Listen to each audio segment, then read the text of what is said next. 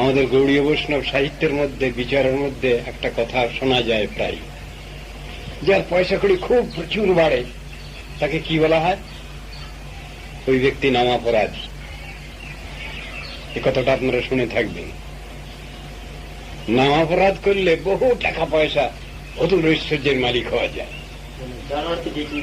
হ্যাঁ, অনর্থ এসে যায়, ধরাকে সারা জ্ঞান হয়, গুরু বৈষ্ণবকে গুরু বৈষ্ণব বলে মানতে ইচ্ছা করে না,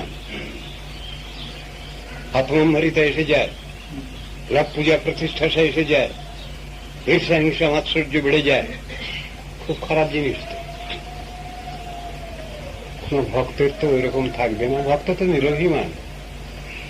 ভগবান তো দর্পহারী মধুসূদন, তিনি তো কারো দর্প রাখেন না। তাহলে কি করতে গিয়েছিল ইন্দ্রদেব? শাসন করলেন তাকে।